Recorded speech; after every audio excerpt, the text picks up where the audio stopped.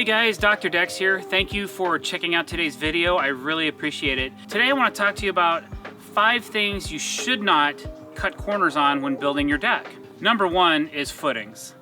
You should not go cheap on the loading of your deck. Your footings are one of the most important parts of the deck, and depending on where you live and the type of freeze depth that you have will determine the depth of your footings and the size of your footings. Where I come from, I don't have to dig super deep because we have a shallow frost depth, but sometimes I have to dig wide to create the right loading capacity for the footing. So sometimes we can dig a round hole and go 2 feet deep, but sometimes we dig a square hole and only go 12 inches deep.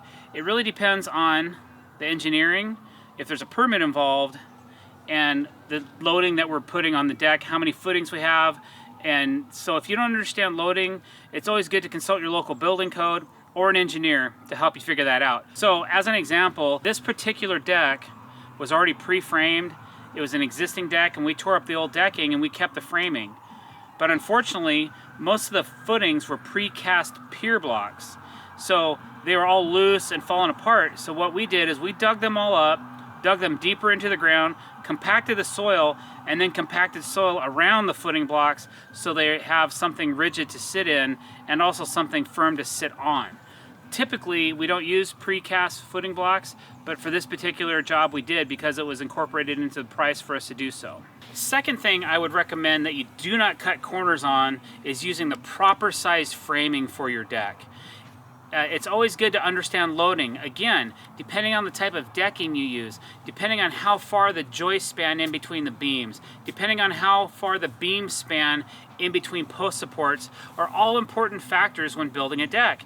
If you don't understand loading, consult an engineer, consult a deck builder, a local company, hire somebody in. I see so many decks that are built with improper framing. We tear them down all the time. So double check your spans and your calculations and make sure they meet your local building code. My third reason why you shouldn't cut corners when building a deck would be to use proper high quality decking. I see a lot of people that just try to get the best price, and usually that they're trying to use treated lumber or cedar. There's nothing wrong with that. Some people, that's all they can afford, and I totally get that, and I respect you for that. So that's okay. But if you want a deck that's going to last a long time, that's low maintenance and easy to take care of, I suggest using a PVC deck like AZEK, which is made by TimberTech Building Products. We use a lot of this product, a lot of this brand. It's lightweight, it's easy to use, it has a grooved edge in it so that you can use a multitude of hidden fasteners and different clips and so on and so forth. So when you go to get that upgrade or rebuild your deck and you want something really nice, consider using a man-made product that's going to last a long time. We have a ton of trees, sediments falling on it all the time, it rains constantly, moss, mildew. Moss will not permeate this board. Moss will permeate wood and pressure-treated lumbers, so consider using a man-made product such as TimberTech AZEK. My fourth reason for not cutting corners when building your deck is use a quality railing system. This company here is called Regal Ideas. They make aluminum handrail systems. We may do a lot of composite decks, but we really like using this aluminum railing. It's really sturdy, it's easy to clean, and it lasts a long time. You'll get many, many years out of this product. All you have to do is enjoy the view, clean it once a year with a light scrubbing of soap and water, or you can use something like with a hypochlorite solution like 30 Seconds Cleaner or Clorox Outdoor. They both work really good to clean this rail system. For us, it's fast. It costs a little bit more than wood, but the maintenance is so much less.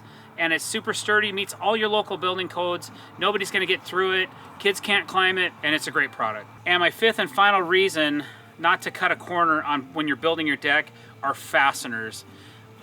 When you're building something outside, it's always good to use either hot dip galvanized or stainless steel fasteners. Every screw that we use is either got a special protective coating on it. All of our construction legs, we use a company called FASTENERS for a lot of our construction legs. Those are all highly corrosive resistant. And so either use stainless steel, which is your most corrosive resistant, or something which is compatible with the ACQs and copper chromium arsenates that you find in today's treated lumbers. Alright guys, thanks for watching. I really appreciate it. If you got something out of this video, or you just liked what you heard, click that subscribe button. And don't forget to hit the bell icon as well if you want to be notified every time we're putting out fresh content. Thanks for watching. Have a great day.